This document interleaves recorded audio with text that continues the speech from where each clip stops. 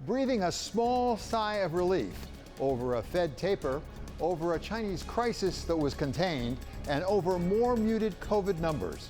This is Bloomberg Wall Street Week. I'm David Westin. This week, special contributor Larry Summers on whether the Fed got it right.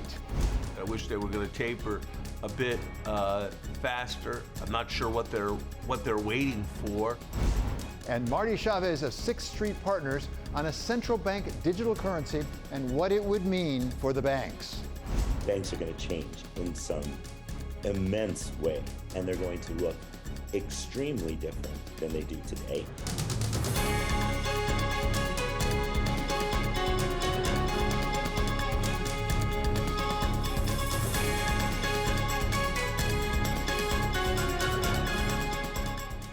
A shudder went through the markets this week, led by fears over the fate of the mammoth Chinese property developer Evergrande and what the failure could mean for China overall.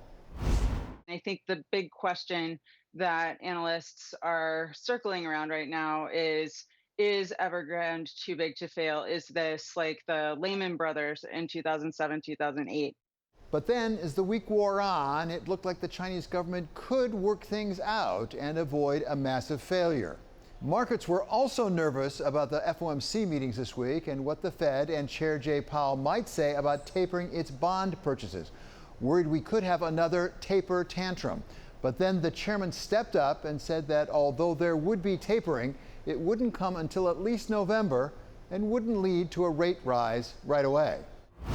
While no decisions were made, participants generally view that, so long as the recovery remains on track, a gradual tapering process that concludes around the middle of next year is likely to be appropriate.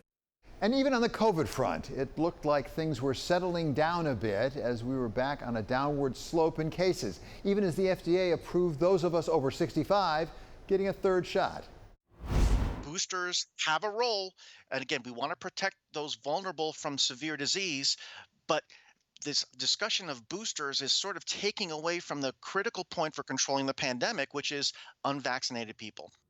And the markets captured some of that angst and some of the relief this week as equities took a big step down on Monday and then recovered, with the S&P actually up for the week about 0.5% and the Dow and the Nasdaq posting some gains as well. But bonds remained steady for much of the week, with the 10-year yield in the 1.35 range only to step up a bit on Friday to about 1.45. To take us through it all, we welcome now Gershon Distenfeld. He is co-head of fixed income at Allianz Bernstein, and Barbara Ann Bernard, CEO and Chief Investment Officer at Wincrest Capital. So Barbara Ann, thank you so much for being with us. Start with you on equities. I mean, if you talk to people like Monday night, people are saying, oh, this is correction territory. We're talking 10% down, 20% down, and then it went away. And yet the Evergrande thing didn't get solved. What happened? So I think what happened was initially people were wondering, was this a risk to the financial system the way Lehman was? And the answer to that is no. We're talking about properties, and in China, you can't even own a property. You lease it from the government for 70 years, and then it goes back to the government. So, and then you think about who's financing it, and again, it's a lot of state-owned or primarily state-owned enterprise banks. So the problem is containable within China. That's not the real risk. The real risk is the risk to global growth. If you look at China real estate as a sector, it comprises 29% of Chinese GDP. China, in turn, is 18% of global GDP. And so the Chinese real estate sector comprises 6% of global GDP. And so if China has now taken a turn and decided they no longer want to support all of these over-indebted property developers, and they are going to cool their real estate market, that's a risk to the global economy. And so I think of this as contagion in the old-fashioned way, more like a 1997 when I was living in Hong Kong during the Asian financial crisis, and less of a 2008 Lehman moment. So the risk here is that property development goes from being a driver of Chinese GDP to a drag on GDP. And so I think that's really underestimated still. And it doesn't matter if they're making their bond payments or not. There are clearly going to be some write-downs, but the risk is to global growth. And when you look at a market that is on a 38 times cyclically adjusted PE, that number has only ever been higher once, which was during the dot-com crisis. Any risk to growth is a risk to earnings and multiples. And so when markets are expensive, you want to think about what can go wrong and not focus on what can go right. So I don't think we're through the Evergrande scenario yet. If you have a slowing of global growth, you are going to have increased quantitative easing. In 1997, what Greenspan did was he lowered interest rates while the contagion went through. Powell doesn't have that option. So the two most important words from the Fed this week were if and may.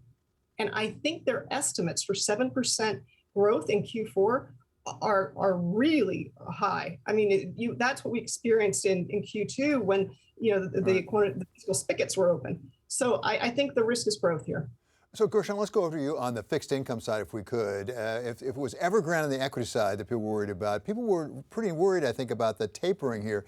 And yet the bond market just took it in stride, despite the fact that Jay Powell, I thought, pretty much said, yeah, we're going to taper. We're going to taper like November, December.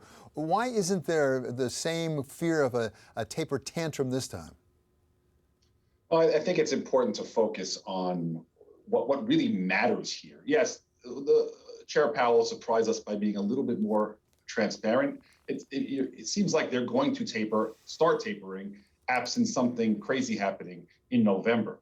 But that's actually not that important. What's much more important is when are they going to finish tapering? When are they going to stop buying assets? If you think about it, at this point in the economic cycle, it's not the buying of assets that is impacting the economy that much. It's the forward guidance that it's signaling.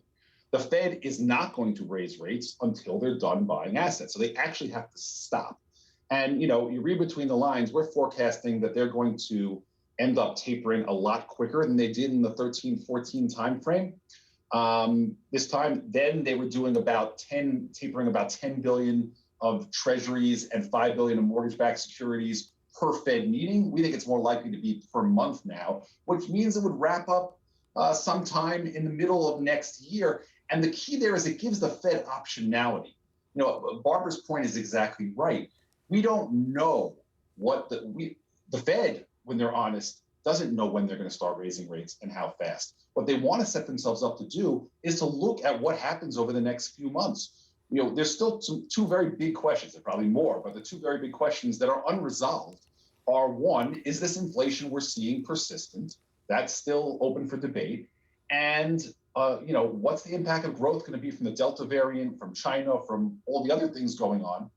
And based on how that set of data comes in and the state of the world, they'll either be in a position where they won't do anything for the remainder of 22 and they'll kind of push off starting to raise rates, or they'll be able to start and maybe be very aggressive. It's very dependent. So I think for a change, I actually think the Fed's being pretty transparent and keeping their options open, which is the most important thing, to be flexible to see what happens coming forward. Barbara, and beyond the Evergrande situation and the fear of tapering, there's another risk that got injected into the marketplace, and it came once again from Beijing and some of their regulatory authority. At the very end of the week, Beijing said no more trading in cryptocurrency at all. It didn't seem to have a big effect on the markets overall. Did hit cryptocurrency with Bitcoin down over 5%, I think. But what does it tell investors about China right now? Because it seems to be almost capricious coming out of President Xi these days. I think it's really interesting. This is probably the 7th time China has banned crypto. You can only actually ban something once. So what it really proves is how difficult it is to ban. Anyone who has access to the internet has access to the Bitcoin network, and Bitcoin is the currency of the internet.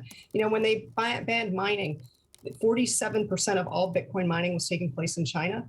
And if I talk to people that own these exchanges, they actually think it was great because it increased network resiliency, because Bitcoin miners had to leave China and are now looking at Texas and Canada and Norway and places that have cheap energy, right? I was surprised that Bitcoin was not down more. It actually proves how resilient Bitcoin is right now.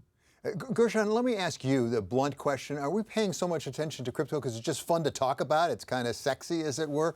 Or is it because there's so much liquidity in the marketplace because of the Fed, because of the ECB, the money has to have somewhere to go, and that's really juiced the cryptocurrency craze?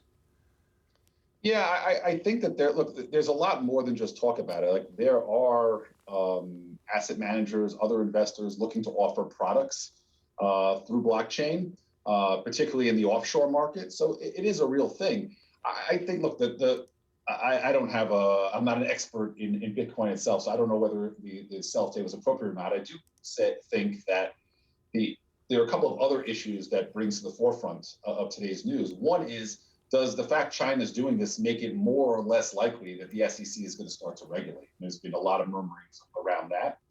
And the second thing is just a reminder to us that China can and will do unpredictable things, not just as it relates to Bitcoin, but what they're going to do in terms of the Evergrande situation is, I agree with what Barbara said before. I don't think Evergrande itself is systematic, but certainly the entire property sector is. And if that could be a Lehman moment if they didn't take the proper steps, but we believe that they will. Yeah, and on that regulation of crypto, we're going to hear much more from Larry Summers, the former Treasury Secretary, later in the program. But in the meantime, here, Barbara Ann Bernard and Gershon Distenfeld will be staying with us. We're going to focus on climate, sustainability, and how we're going to finance all those lofty goals.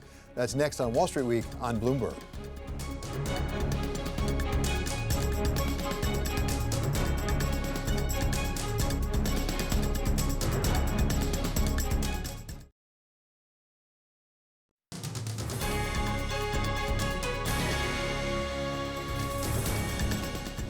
This is Bloomberg Wall Street Week. I'm David Westin. Much of this week was given over to climate, whether at the United Nations or with the UK Green Bond breaking all records. Barbara Ann Bernard of Wincrest Capital and Gershon Distenfeld of Allianz Bernstein have stayed with us. So Gershon, let me ask you as the fixed income guy, do you look across the Atlantic Ocean with some envy because we're getting left behind in the United States when it comes to green bonds? Well, not really. I mean, certainly the growth has been more in Europe and UK. But I think some of the more interesting innovation has been in the United States. We at AB are very, very big on incentives. And, what we see in Europe, despite the growth of it, is not a lot of teeth in companies failing to meet their objectives. And we're seeing a lot of interesting things in the United States. I'll give you a couple quick examples. Most recently, there was a municipal issue from the Sewer Authority of New York. I think it was in the Buffalo area that tied their use of proceeds to building out green infrastructure. And the interesting thing, though, is there's specific metrics. And if they don't hit those metrics, if they hit those metrics, then they're actually able to call the bond at a more favorable price. If not, the price is going to be a lot higher. Second example, a U.S. energy company, Next Era, they came up with a very innovative structure where the green bond proceeds are earmarked to build out renewable energy capacity. And if they don't hit the agreed upon targets with the bond investors, the coupon actually steps up 25 basis points. There's a real financial penalty to not meeting the goals. We think we need to see a lot more of that if we're going to really have an impact the way we all want it to. Well, I sure want to come back to that, Gershon, but first I want to go to the equity side and talk to Barbara Ann about this. Is there anything the equity side can learn from the fixed income side? You and I have talked on Wall Street Week before about equity investment in sustainable things. I think there's lots the equity market can learn, but Gershon, I totally agree with you. Climate transition covenants are key because it's a systemic risk if you're loaning money for 20 years and they're not taking in climate, right? You're mispricing risk. So I totally agree. I'm excited about that. In the equity markets, it's amazing. The correlation between ESG ratings is 0.3 for the same companies. So that means an ESG rater can think Google has a positive ESG score, and another one can think it is a negative one. There is no consensus around materiality, and that's the case for Google and Caterpillar and lots of big companies. Whereas what I like about the bond market, you have Moody's and you have S&P, and there's consensus around materiality. You don't find a company that is junk rated by one and AAA rated by another, right? The correlation between their ratings is 0.99. And that is driving the behavior and capital that Gershon is talking about. So the opportunity for the equity markets is to gain consensus around materiality. And you can have differences of opinion, but within a framework. And so the companies that I think are really using green bonds in an effective way are companies like Toyota. They have a goal of reducing CO2 from their fleet sales by 90% by 2050. Well, the only way for them to do that is to sell more EV cars. So they just issued a green bond, and the proceeds are being used to finance the purchase of their EV vehicles. It's genius, right? So So yeah, I think Toyota's doing a great job. I think all car companies should issue green bonds to finance the purchase of, because a lower cost of capital for the for the customer, and it's a way to move the needle. I'm sorry. But I was just, like the difference is like green bonds are, what matters is the company's rating, right? Their credit rating, and then the project is independently assessed. Right. So an Exxon, for example, could issue a green bond and lower their weighted average cost of capital, so long as that money was being used for a green project. So the debt and equity markets are taking very different approaches here. But Gershon, I want to come back to your question because I want to understand this. I'm not sure I do understand it. It's one thing to say I'm going to borrow a lot of money for a green project. It might be a good green project. It's another thing to say if I don't actually meet my goals, I'm going to have a real penalty.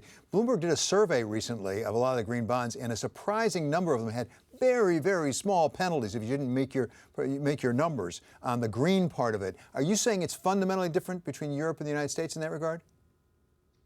I don't know. I wouldn't say it's fundamentally different. I think it's weak all around. I'm just saying some of the more innovative structures have come out of the United States. I think what it all comes down to, David, is investor education.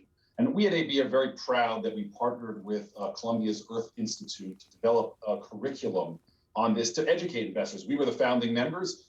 I sat through climate school. You got to remember, I've been looking at economies and companies for over 2 decades. I never gave climate a second thought. You have to understand what are the potential impacts? Who could the winners and losers be? What are the right questions to ask when you're engaging with company management? We're actually taking our partnership with Columbia even further now and doing some really innovative research that's going to help us model these things. Until investors get educated, it's easy to just say, I care about climate. I care about other socially responsible things. That's easy, and everyone's saying that. The real question is, are you educating your investors in a way that they're actually going to demand of these companies and governments and other entities that they actually adhere, they actually move the ball forward? Because again, it's incentives. If investors aren't really demanding it, and not just, as you point out, David, we call it greenwashing, right? Just saying we're going to do these great things. If you don't put hard metrics, you do X or else the consequence is Y. If you don't get to that point, we're not going to make the kind of impact we all want to. So Barbara, and beyond the question of greenwashing, which I think is a substantial issue, we're all agreeing, are there enough useful projects actually to put all this money to work? If you talk to all the banks and their funds are putting, it's literally trillions of dollars. Can we put that kind of money to work to make a difference in the environment? And that's the importance of verifying the projects. And that's another difference. In the bond markets, the projects are independently verified, and there's reporting associated with that loan. And so you're absolutely right, David. It's the quality of the project that determines whether or not it's greenwashing. So Gershon, what are you doing in the area of bond funds that are green? Because we certainly hear from Bank of America, from so many banks, they've got huge funds now they're putting together. Yeah, we definitely have a muni impact fund that we've had a lot of success with. We have a corporate responsibility fund.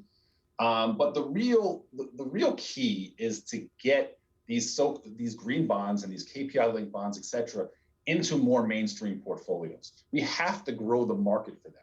If we get every fund that's not quote unquote an ESG or an RI fund interested in these opportunities, then there's going to be a lot more investor clout to demand better results. Barbara, and let me ask the question nobody wants to think about. Do we need the government to step in and have some regulation, yes, on the disclosures to make sure we know what the rules are? We do that certainly with GAAP, right, with accounting principles. Well, I think the SEC is trying, right? They said they're going to crack down on this. And the first company they went after was surprisingly DWS, and that share price was down double digit the day they said they were going to examine what exactly they mean by ESG. And so I think that's absolutely coming down the pipeline. And at my firm, we welcome it. I mean, we're very authentic about our ESG. And I think there's a ton of greenwashing out there in the equity markets by way of companies hugging the index, just slightly overweighting tech, underweighting energy, and charging a premium for it. That is nonsense. And that is not profiting from nor participating in the energy transition, and it certainly won't accelerate it. So what's important is to get more money to the companies that are actually decarbonizing and changing the world. Gershon, same question to you. Can the private sector take care of it on itself? maybe through alliances and maybe even international to really measure these things, or do we need government intervention? Look, I'm more of a free markets person personally, so I believe markets can't solve everything, but regulation always has. For every piece of regulation that you think is doing something positive, there's a negative impact, and it's really hard to move all the variables around. So I don't believe that government is necessarily the solution here. I think that, again, if we empower market participants, the overwhelming majority of which care very much about these issues, if we empower them to ask the right questions of companies, we will demand as an industry accountability from corporate America, and we'll look back 10 or 20 years from now and see how much we've accomplished. Barbara, just in the last few seconds, are you optimistic? Because you know this area terribly well. Yeah, I am optimistic. I think the more we call it this greenwashing and the more authentic products that are given to the market, that we can accelerate this. There is enough money to solve this 3 times over. The problem is it's going to all the wrong companies. And that's the last word. Thank you so much to Gershon Distenfeld of Allianz Bernstein and Barbara Ann Bernard of Wincrest Capital. Coming up, we take a look at the week ahead on Global Wall Street. This is Wall Street Week on Bloomberg.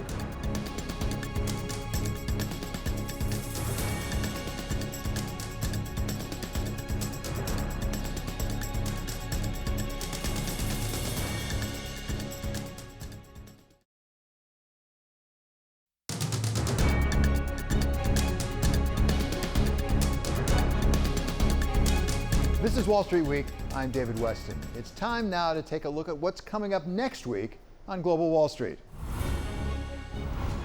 David, more pressure on Evergrande as we head into a new week. It has another $45 million due coming on dollar bonds this Wednesday. We'll also have earnings from rival New World Development.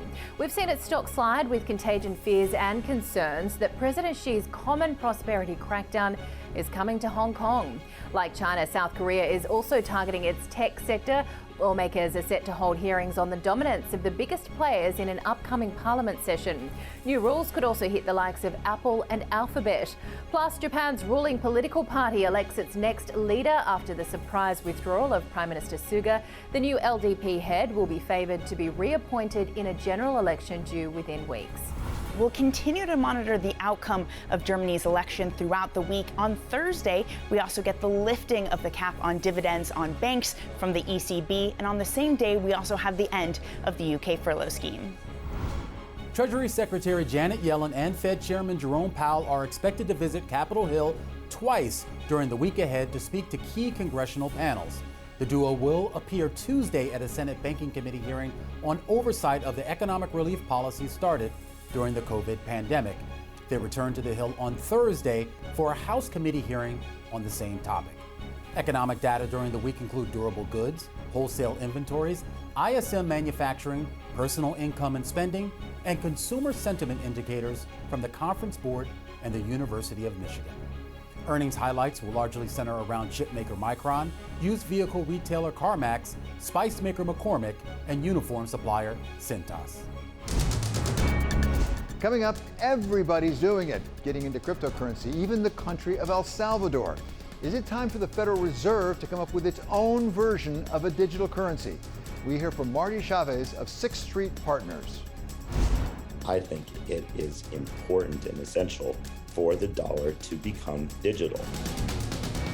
This is Wall Street Week on Bloomberg.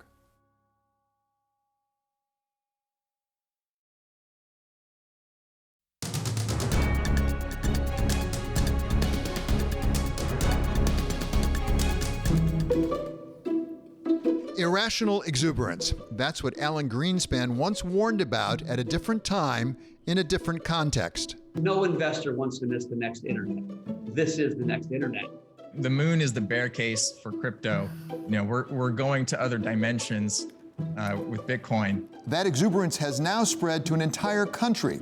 El Salvador has gone all in on crypto, adopting Bitcoin as legal tender. But that enthusiasm does not extend to those responsible for the world's largest economies, with China this week banning all transactions in private cryptocurrencies, and central bankers in Europe and the United States being, at best, skeptical. It's not really a currency. It's it doesn't really have any intrinsic value. So I think there are investor or consumer protection issues as well.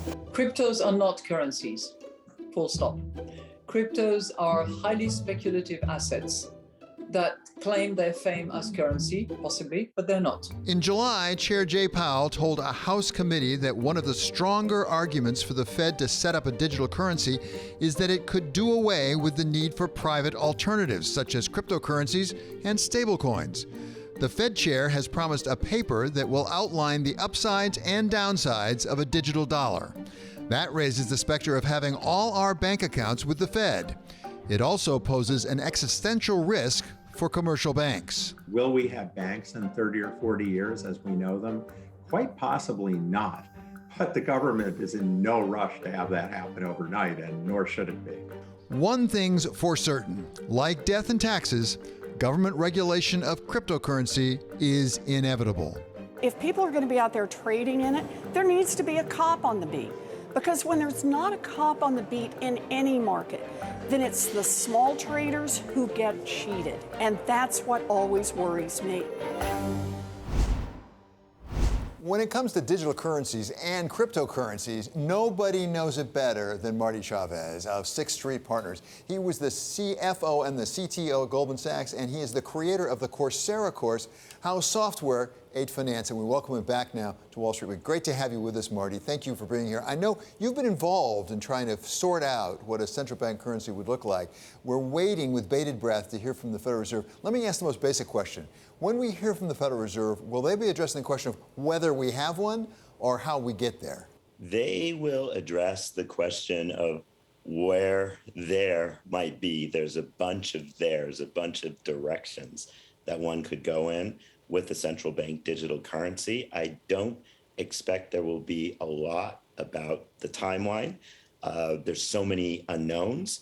And of course, the timeline greatly depends on what form the central bank digital currency takes. I expect there'll also be quite a lot in there about money as it currently exists. I think it's really important to start with money as it currently exists and the extent to which many forms of money are already completely digital. That'll be in there too. So Marty, talk about the form, because I naively had thought and heard that if we went to a central bank digital currency, I would just have an account with the central bank. I understand that's not necessarily so. In fact, there are some real administrative hurdles to all 330 million Americans having an account with the Fed. Sure, there sure are. Well, so it's interesting, right, to talk about every American having an account with the Fed. It's enticing for the simple reason that the Fed or various branches of the Fed could simply have routing codes like the ABA routing codes that we have right now. And then the entire financial system would just work on top of everything we've got right now, except individuals would have their own account with the Fed containing Fed funds. Right now, the only entities that can hold central bank money in digital form are banks regulated by the Fed directly with the Federal Reserve Bank that regulates the bank. And so there'll be a ledger, and it's called a master account, and then it will have an amount in it, a balance in it, and that balance will be Fed funds. The only other form of central bank money currently right now is in those paper notes that we carry around, or maybe used to carry around, called Federal Reserve notes. And so it's appealing for everyone just to have an account with the Fed. On the other hand, that puts the Fed into the business of being the checking account for 330 million people. It's a completely different ballgame from the 15 or so thousand banks that are part of the Federal Reserve System right now. And I can't see the Fed having any interest in being in that business, or even thinking it would be a good thing for the Fed to be in that business. And so for that reason, I doubt that the Fed will go in this direction. The ECB is piloting something that looks like an account directly with the ECB for individuals. But making central bank money available in digital form to that many people, and it's just so wildly different from the current setup, I don't see it happening. 50 years ago, this last summer, the United States took a significant step toward dematerializing the dollar. We went off the gold standard. We abandoned the gold standard under President Nixon. And a lot of people were concerned about what that would do to the United States dollar as a reserve currency.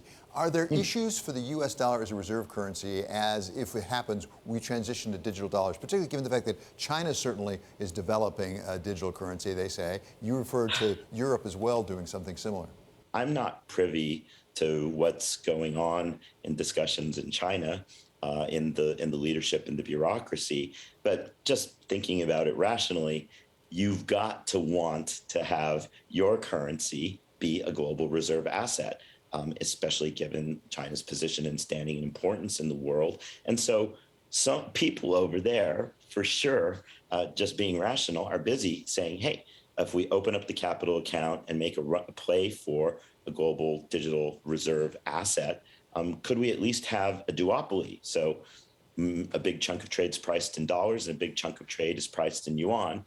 I think there's too much complacency saying, oh, the U.S. will always have its standing in the world, its dominant position in trade and might and internal stability, and therefore the dollar will always be the global reserve currency. Every 100 years or so, the asset used for pricing international trade does seem to change. We're coming up on 100 years. Nothing magical about the 100 years, but I think it is important and essential for the dollar to become digital. It could compute, it could change its value, it could compute its own privacy, anti-money laundering, and know your client characteristics. It could have an interest rate.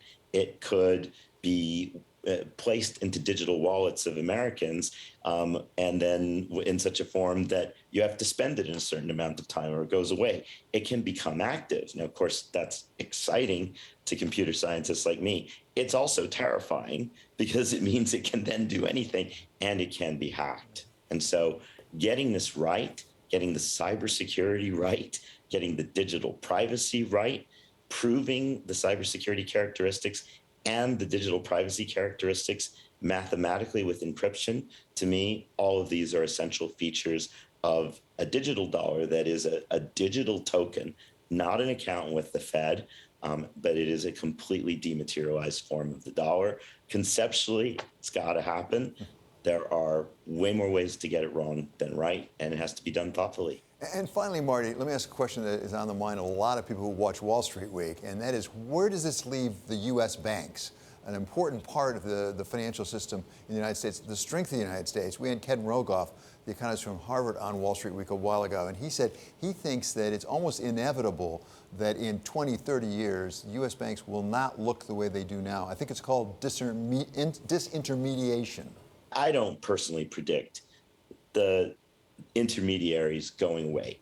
Where I do agree is that banks are going to change in some immense way, and they're going to look extremely different than they do today. And this is why the central bank digital currency, or CBDC, has to be done very carefully. But we go back to the central role of the bank, which is take deposits, make loans. Just as I don't see the Federal Reserve getting into the business of having a retail bank account with every American, I really don't see the Federal Reserve getting into the business of making home loans, and that kind of credit intermediation is going to take all kinds of different forms. We're seeing it with fintech, but people who have stable, regulated, reliable funding bases and are transmuting that funding base into credit products, that I don't see that going away ever. And anything that does that activity, looks like a bank, walks like a bank, talks like a bank, is a bank, even if you call it a fintech, and should be regulated as such. Reassuring words for a lot of our banking friends. Marty, thank you so very much for being with us today. That's Marty Chavez of Sixth Street Partners. Coming up, we'll wrap up the week with our special contributor, Larry Summers of Harvard, as Wall Street Week continues on Bloomberg.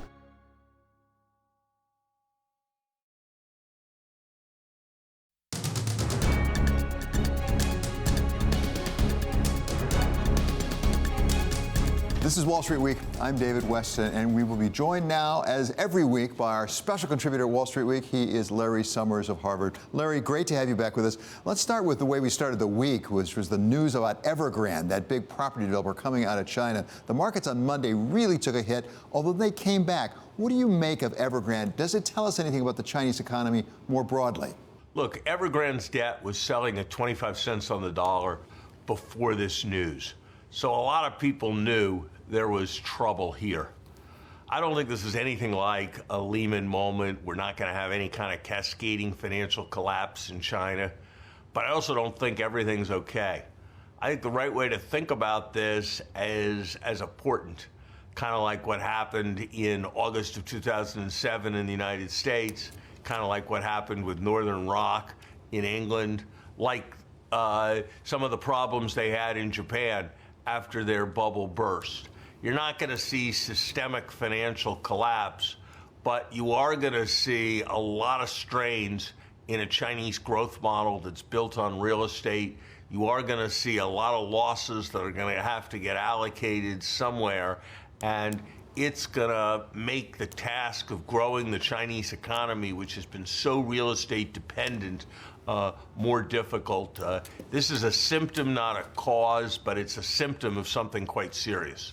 And it leads to the question that a lot of investors have is contagion. Is this likely to spread to other parts of the property market in China? Is it likely to spread to other parts of the Chinese economy and even beyond China? I think that real estate problems are almost never isolated to single financial institutions. My sense is that people should be very much on guard here, and I don't think that any of us have full transparency into what's going on in China. Certainly, I don't, and my experience in financial life is the details you don't know are usually worse than the details you do know. Larry, we started the week worried about Evergrande. By the middle of the week, a lot of investors were worried about what would happen with the Federal Reserve, the FOMC decision, and concerned about tapering and maybe taper tantrums. We had Jay Powell, the chair of the Fed, come out and say, pretty much, yes, we're going to taper. It's going to be later this year. It'll go into the middle of next year. And the market sort of said, that's fine with us. What did you make of what the Fed said? I was glad they said it. I wish they'd said it more aggressively. I wish they were going to taper a bit faster. I'm not sure what they're waiting for.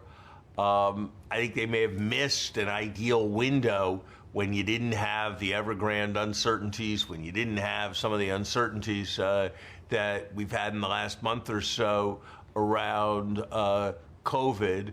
But I think it was the right thing to do. I think we're going to see it look a little more stagflationary now for a time, because we're going to see, in my judgment, continuing inflation pressure, and we're also not going to see as rapid growth over the next 3 quarters as we've seen over the last 3 quarters, given labor shortages, given bottlenecks. And I think we saw something worrisome that was very surprising to me in the Michigan survey, saying that people don't think it's a good time to buy a car. They don't think it's a good time to buy a house. That's a kind of negative demand side indicator, and I'm not quite sure what to make of that, but it's certainly not something that's going to make the Fed's job any easier. Larry, you mentioned stagflation. We had a set of projections come out that basically took down some of the growth projections and took up some of the inflation, at least currently, although they keep saying it's going to go away sooner or later. How close are we to stagflation? I would say that if by stagflation you mean what we had in the 1970s, we're a long time away. If what you mean is simultaneous deterioration in terms of inflation and output growth, I think we're pretty close to getting there. And those kinds of moments are always the hardest moments for monetary policy. So I think the Fed's going to be challenged in the months ahead. But that's on the monetary side. Let's talk about the fiscal side. As we speak, the Congress has at least 4, you could argue more than that, big issues pending in front of the debt ceiling, funding the government, the new budget, as well as infrastructure. If you take all that melange, how should we come out? What's the right answer? The debt limit, we all took out this debt. We all need this debt. there's no excuse for not passing it. Closing down the government, those are childish games of chicken.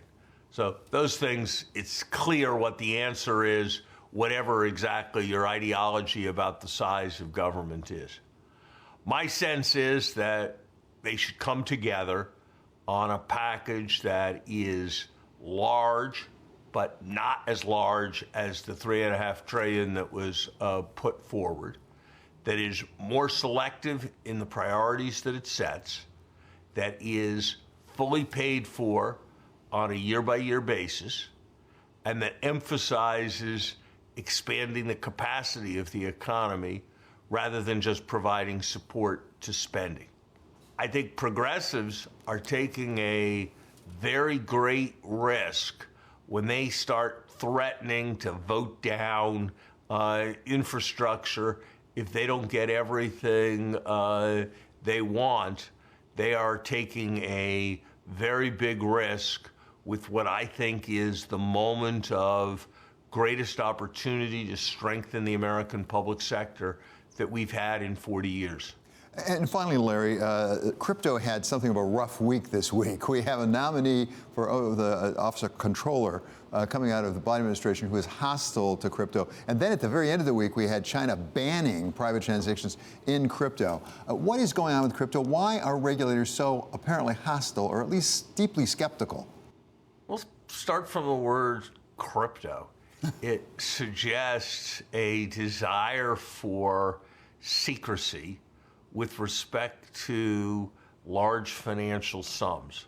And when you have large financial sums happening in secret, you have risks of money laundering, risks of supporting various kinds of criminal activities, risks of innocent people being ripped off. The truth is that we wouldn't have a viable airplane industry if we didn't regulate airline safety. We wouldn't have the transportation system we do if we didn't regulate automobile safety. And ultimately, for blockchain-based payments, that industry is going to do better, regulated in a sound way, rather than trying to be some kind of libertarian paradise. And I think the crypto community needs to recognize that and needs to work cooperatively with governments. And if they do that, I think that this innovation can be one of the important innovations of this period. But David, for years I've said this idea that it's going to be some kind of libertarian paradise where we're not going to be able to enforce bank rules like knowing your customer, or where we're going to be able to move money freely and avoid paying taxes, that if that's the basis for crypto, it's going to be the flimsiest of foundations. My best guess is that we'll get through this, but that would be my sense, and I think it's a recognition that all industries need to come to that are systemic in their importance. It's not entirely unlike the discussions of the big tech companies. They need to have a regulatory framework. They don't just need it for the protection of their consumers, they need it for the protection of themselves. We wouldn't have the New York Stock Exchange, take another example, as the center of the world's stock markets, if we didn't have a strong SEC. And that's a competitive asset, ultimately, even if people don't like some of the rules some of the time. And I think that's the recognition the crypto community is going to need to come to. Larry, thank you so very much for taking us through really the whole week here. That's Larry Summers of Harvard, our special contributor at Wall Street Week. Coming up, one more thought. out of the mouths of babes, or maybe just into their pockets. More competition means more compensation for Wall Street talent. That's next on Wall Street Week on Bloomberg.